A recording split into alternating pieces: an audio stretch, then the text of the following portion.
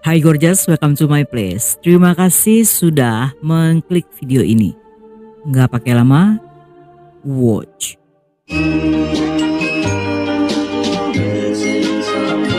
Missing someone.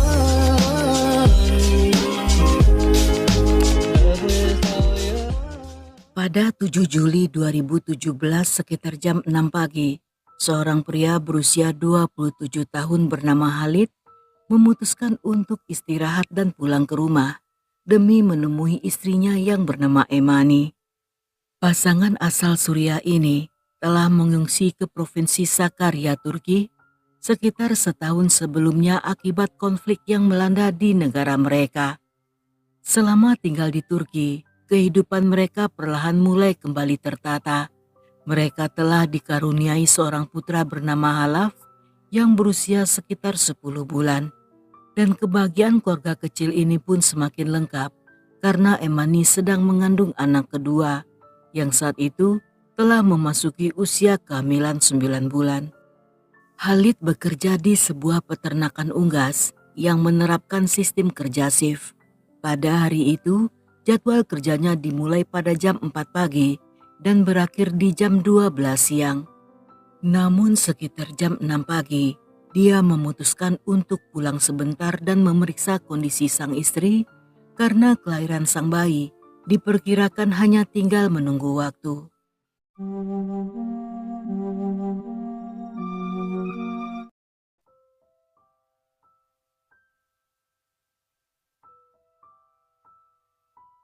Setibanya di sana, Khalid pun menaiki tangga menuju unit apartemennya. Namun saat berada di depan pintu, dia sangat janggal melihat pintu itu dalam kondisi setengah terbuka. Karena saat akan berangkat kerja, dia mengingat dengan jelas bahwa Emani selalu mengunci pintu. Dengan perasaan khawatir, Khalid segera masuk dan memanggil istri serta putranya. Namun tidak seorang pun yang menjawab panggilan itu. Sehingga dia memeriksa ke kamar tidur, tetapi kamar dalam keadaan kosong. Hal ini tentunya membuat Khalid sangat cemas karena sulit baginya membayangkan untuk kemana Emani pergi pada jam 6 pagi. Terutama dalam kondisi hamil tua dan diperkirakan akan melahirkan beberapa hari lagi sambil membawa Halaf yang masih bayi. Khalid pun berusaha mencari petunjuk dengan memeriksa barang-barang pribadi istrinya. Dia ingin memastikan apakah Emani pergi atas keinginan sendiri atau telah terjadi sesuatu. Tetapi Khalid semakin bingung saat melihat semua barang masih berada di tempatnya. Tidak ada pakaian, dokumen maupun barang-barang penting yang saat itu ikut dibawa pergi. Yang hal ini menandakan bahwa Emani tidak mungkin pergi secara sukarela. Dalam kepanikan, Khalid mulai berkeliling sambil terus mencari petunjuk. Dia memeriksa setiap ruangan dan memanggil nama istri serta anaknya berulang kali. Karena suaranya sangat keras, sehingga menarik perhatian para tetangga. Yang salah satunya bernama Muna, segera datang dan bertanya apa yang terjadi. Setelah mendengar penjelasan Khalid, Muna pun berusaha untuk menenangkan. Dia bahkan mengatakan bahwa mungkin saja Emani merasa tidak enak badan karena kondisi kehamilannya. Dan bisa saja dia menghubungi layanan darurat dan telah dibawa ke rumah sakit. Namun penjelasan itu tidak sepenuhnya meyakinkan Khalid. Karena selama ini setiap kali terjadi sesuatu yang berkaitan dengan Emani, dialah orang pertama yang selalu dihubungi. Dan sangat tidak masuk akal jika istrinya dibawa ke rumah sakit tanpa ada seorang pun yang memberi kabar.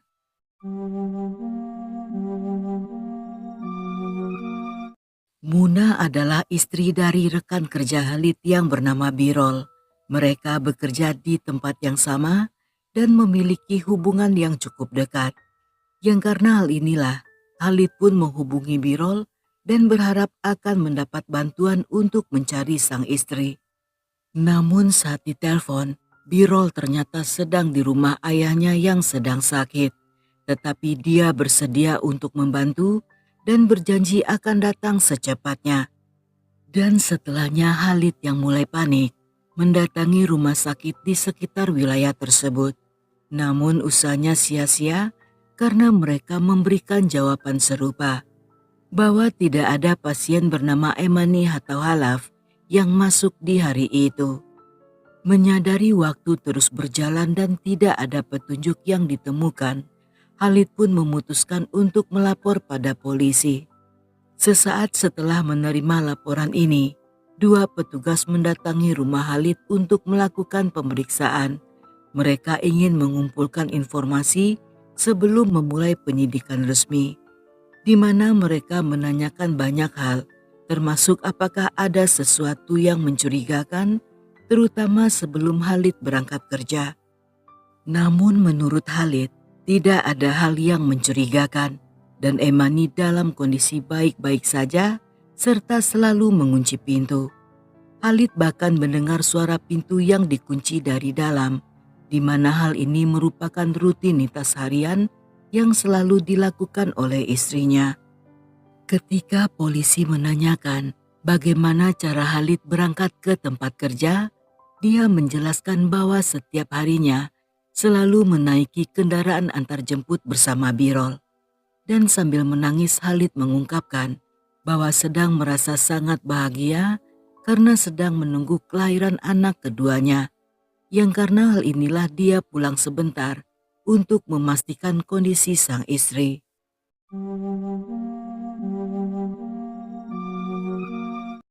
Di saat bersamaan, petugas lainnya mulai memeriksa ke setiap sudut rumah dan tidak menemukan tanda-tanda masuk secara paksa atau bahkan tanda-tanda perlawanan. Sedangkan barang-barang atau perlengkapan bayi masih berada lengkap di tempatnya. Namun hal ini justru membuat sang petugas merasa sangat khawatir karena dalam banyak kasus orang hilang, seseorang yang pergi dengan sengaja biasanya akan membawa barang-barang penting seperti tas uang dan juga ponsel. Dan setelah memeriksa riwayat komunikasi di ponsel milik Emani, mereka tidak menemukan adanya panggilan atau pesan yang mencurigakan, sehingga tidak ada petunjuk yang bisa menjelaskan kemana Emani pergi. Karena gagal menemukan petunjuk di dalam rumah, sang polisi pun mulai menanyai para tetangga, dan orang pertama yang mereka temui adalah Muna yang tinggal hanya beberapa unit dari sana, di mana dia mengatakan bahwa telah mengenal Khalid dan Emani sekitar setahun sebelumnya saat pasangan itu baru pindah ke lingkungan tersebut. Keduanya dikenal sebagai orang baik dan tidak pernah bermasalah dengan siapapun. Bahkan Emani jarang terlihat keluar rumah karena kondisi kehamilannya yang semakin membesar. Menurut para tetangga, Emani dikenal sebagai wanita yang sangat tenang. Dia baik hati dan jarang berinteraksi dengan banyak orang. Sebagian besar waktunya dihabiskan di dalam rumah untuk mengurus keluarga. Dan sebagai pengungsi asal Suriah, dia belum menguasai bahasa Turki dengan baik. Hal ini membuatnya semakin jarang berbicara dengan warga sekitar. Dan karena inilah, para tetangga tidak mengetahui banyak tentang dirinya. Sedangkan dari tetangga lainnya, polisi juga mendapat info bahwa di hari itu tidak ada orang-orang mencurigakan yang terlihat di sekitar sana, di mana mereka juga memastikan jika Khalid dan Emani adalah pasangan yang akur. Tidak pernah terdengar suara keributan dari rumah mereka, sehingga mustahil jika Khalid terlibat dalam hilangnya sang istri. Dan di mata para warga, keduanya memiliki kehidupan rumah tangga yang sangat normal.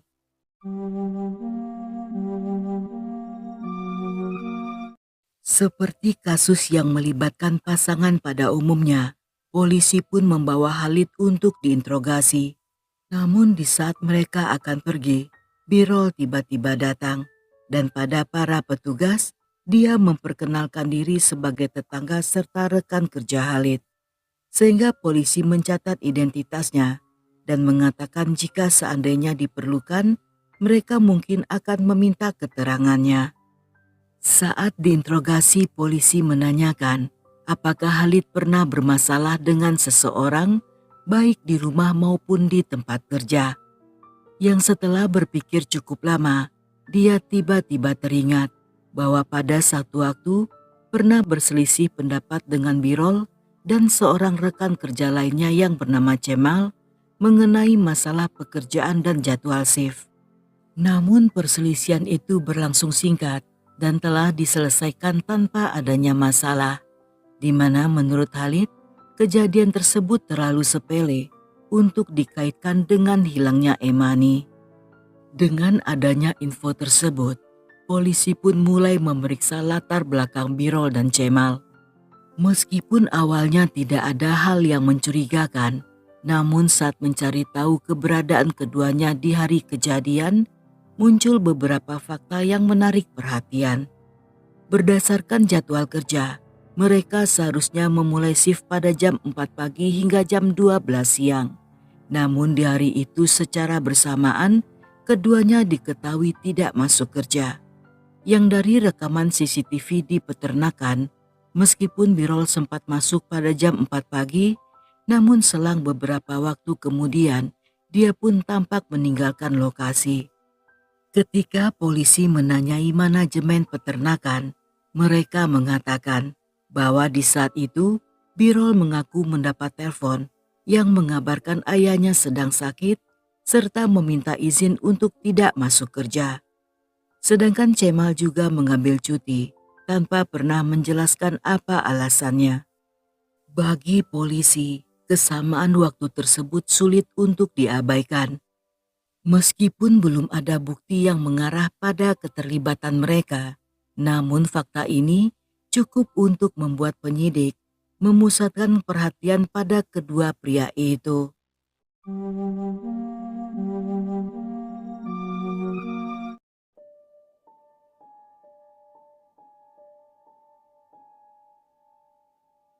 Beberapa jam setelahnya, polisi mendapat panggilan dari sejumlah warga yang tinggal di kawasan perbukitan dan hutan di sekitar wilayah Birlik. Mereka melaporkan temuan 2 jasad yang tergeletak di bawah semak-semak. Yang setibanya di sana, polisi menemukan bahwa korban adalah ibu dan anak. Menduga jika korban adalah Emani dan Halaf, polisi pun meminta Khalid untuk datang melakukan identifikasi. Dan saat melihat kedua jasad tersebut, Khalid yang tampak terpukul memastikan jika korban adalah istri dan putranya. Berdasarkan hasil otopsi forensik menyatakan bahwa Halaf tewas akibat dicekik, sedangkan Emani tewas akibat luka benda tumpul pada bagian kepala serta wajah. Karena dihantam berkali-kali sehingga kepalanya mengalami cedera parah dan wajahnya rusak sehingga sulit untuk dikenali. Dan sebelum kematiannya, Emani juga diperkaos dengan sangat brutal, di mana pada bagian intimnya ditemukan DNA milik pelaku. Menyadari bahwa pelaku mungkin masih berada di sekitar wilayah tersebut, dan polisi juga telah memiliki nama tersangka, sehingga untuk mencegah kemungkinan tersangka melarikan diri, mereka pun segera menangkap Birol dan Cemal yang saat itu berada di rumah masing-masing. Saat diinterogasi, keduanya dipisahkan di ruangan yang berbeda, yang dalam banyak pertanyaan mulai muncul sejumlah kejanggalan. Saat itu Cemal membantah terlibat dalam kejahatan tersebut, dan meskipun Khalid adalah rekan kerjanya, tetapi hubungan mereka tidak cukup dekat, dan Cemal bahkan tidak mengenal Emani serta putranya. Sedangkan perbedaan pendapat yang pernah terjadi merupakan hal yang biasa terjadi di lingkungan pekerjaan. Polisi yang tidak hanya mengandalkan pengakuan lisan, saat itu mengambil sampel DNA keduanya untuk dibandingkan dengan DNA yang terdapat pada jasad Emani. Di hari yang sama, polisi juga mendatangi ayah Birol untuk memastikan alibinya. Namun setibanya di sana, mereka menemukan bahwa kondisi kesehatan ayahnya tidak separah yang digambarkan. Saat itu ayahnya mengaku bahwa di pagi itu Birol datang ke rumahnya, tetapi kedatangannya hanya sebentar untuk sekedar menanyakan kabar dan setelahnya kembali pergi. Hal ini tentunya sangat mencurigakan sehingga polisi kembali menanyai pria itu. Namun Birol beralasan bahwa saat itu dia kurang sehat dan sepulang dari rumah ayahnya, dia pun pergi ke apotik untuk membeli obat yang setelahnya kembali pulang ke rumah untuk istirahat. Namun saat polisi mendatangi apotik yang dimaksud dan memeriksa CCTV, mereka tidak menemukan kehadiran Birol di tempat itu. Yang saat kembali ditanyai, jawabannya mulai mengarang indah tak tentu arah.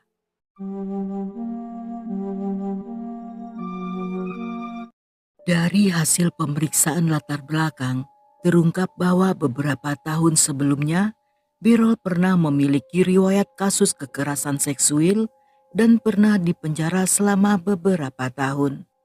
Di mana temuan ini semakin memperkuat kecurigaan para penyidik. Dan ketika tekanan interogasi semakin besar, Cemal tiba-tiba memutuskan untuk mengaku. Beberapa waktu sebelum kejadian, Birol sering kali membicarakan tentang Emani. Dan karena rumah mereka berdekatan, Birol sering memperhatikan hingga terobsesi pada wanita itu. Awalnya Cemal tidak terlalu menanggapi pembicaraan tersebut. Namun seiring berjalannya waktu, Birol semakin sering membahas keinginannya untuk mengerjai Emani dan mengajak Cemal untuk ikut serta. Di hari kejadian, mereka mencari alasan untuk tidak masuk kerja, yang setelahnya kedua pria ini pun menuju ke rumah Halid. Karena mereka bertetangga, sehingga Birol mengetahui tentang adanya akses masuk dari belakang rumah dan berhasil masuk tanpa diketahui. Setelah menyerang Emani hingga wanita itu tidak berdaya, mereka pun membawa Emani dan Halaf dengan menggunakan mobil menuju kawasan sepi yang jauh dari pemukiman. Yang di sanalah Emani diperkaos dan setelahnya dipindahkan ke lokasi lain yang jauh lebih terpencil.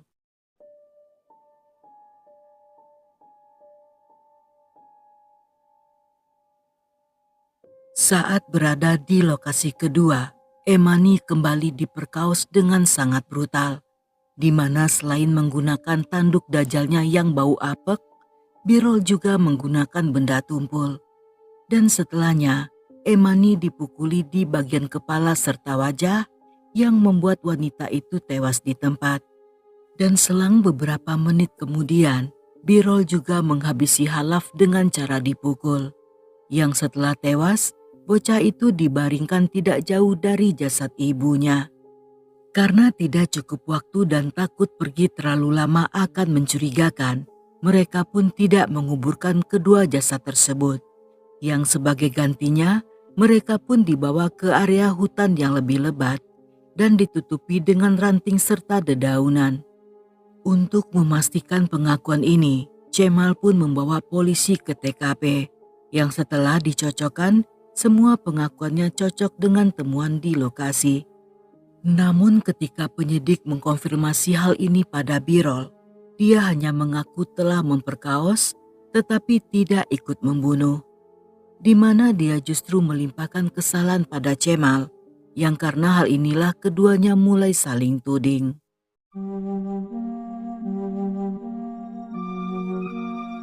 Berdasarkan pengakuannya, Birol mengenal Halid saat pria itu baru datang ke Turki dan baru masuk bekerja di peternakan unggas.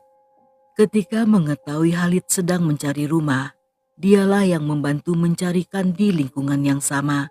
Dan sejak saat itu, hubungan antar dua keluarga mulai terjalin. Yang karena tinggal berhadapan, mereka beberapa kali saling membantu dalam kehidupan sehari-hari. Bahkan Muna istrinya sesekali mengirimkan makanan pada keluarga Halid. Namun kedamaian mulai terusik ketika Cemal yang sedang bermain ke rumah Biron saat itu tiba-tiba melihat sosok Emani. Meskipun Emani sangat pendiam dan tidak pernah bertegur sapa, namun di matanya wanita itu tampak sangat manis dan menggoda. Yang perlahan hari-harinya mulai memikirkan istri sang rekan kerja. Karena tidak kuat menahan perasaan, Cemal pun mulai curhat pada Birol. Dan 10 hari sebelum kejadian, Cemal mulai mengusulkan rencana pemerkosaan Emani. Meskipun awalnya Birol menolak, namun karena Cemal selalu membahasnya, sehingga dia pun bersedia untuk ikut serta. Bagi polisi, perbedaan dalam kasus ini hanyalah tentang siapa yang merencanakan dan siapa yang menjadi eksekutornya. Dan satu hal yang membuat polisi sangat marah adalah ketika Birol berlagak tolol dengan mengaku tidak menyadari bahwa Emani sedang hamil. Di mana hal tersebut sangat tidak masuk akal, karena setiap orang bisa melihat kondisi perut besarnya dengan sangat jelas. Terutama bagi Birol yang tinggal hanya beberapa meter dari rumahnya. Ketika polisi kembali menemui ayah Birol untuk mengkonfirmasi berbagai fakta yang terungkap selama penyidikan, pria tua itu tampak sangat terpukul ketika mendengar semua pengakuan putranya, yang menurut keterangannya beberapa tahun sebelumnya Birol juga terlibat kasus serupa dan sempat menjalani hukuman penjara selama beberapa tahun. Keluarganya berharap pengalaman tersebut bisa menjadi pelajaran, tapi kenyataannya justru menjadi kejahatan yang jauh lebih mengerikan. Dan di saat bersamaan, hasil DNA yang ditunggu-tunggu akhirnya tiba, di mana hasilnya menunjukkan jika Birol dan Cemal sama-sama melakukan pemerkosaan.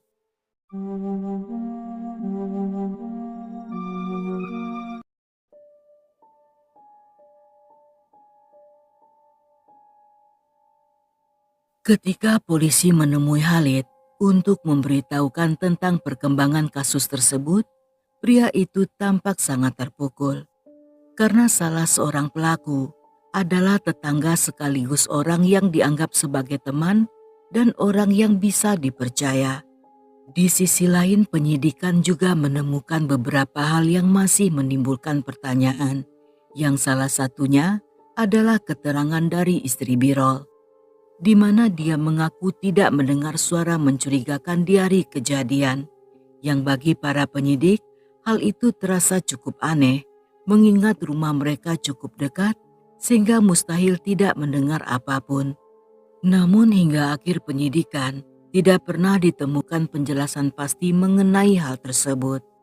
Ketika kasus ini muncul ke publik, masyarakat merasa sangat marah sehingga berita kasus ini menyebar dengan cepat dan menimbulkan banyak protes, di mana berbagai organisasi yang bergerak di bidang perlindungan wanita dan anak tentunya mengecam kejahatan ini, dan banyak pihak menuntut agar para pelaku dijatuhi hukuman yang seberat-beratnya tanpa diberikan adanya keringanan.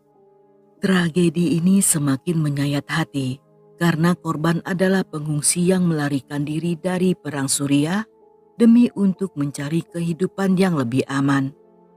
Mereka meninggalkan tanah kelahiran dengan harapan bisa membangun masa depan yang lebih baik, tetapi justru menjadi korban kejahatan di tempat yang mereka anggap sebagai rumah baru.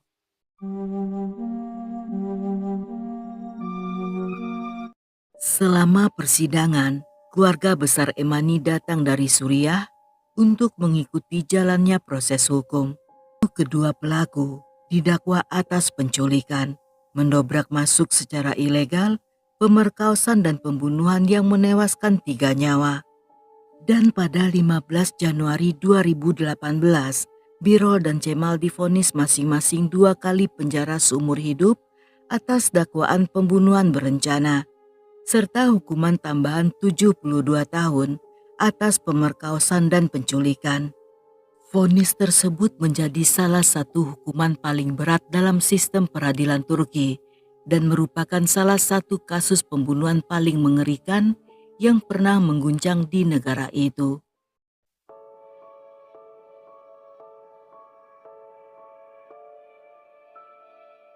Namun salah satu hal yang menjadi perhatian selama persidangan adalah kenyataan bahwa kedua terdakwa saling menyalahkan terkait siapa yang memberikan serangan fatal pada kedua korban. Namun pengadilan menilai bahwa keduanya terlibat aktif dalam seluruh rangkaian kejahatan yang dilakukan sejak awal hingga akhir, sehingga kedua pelaku harus mendapatkan hukuman yang setara.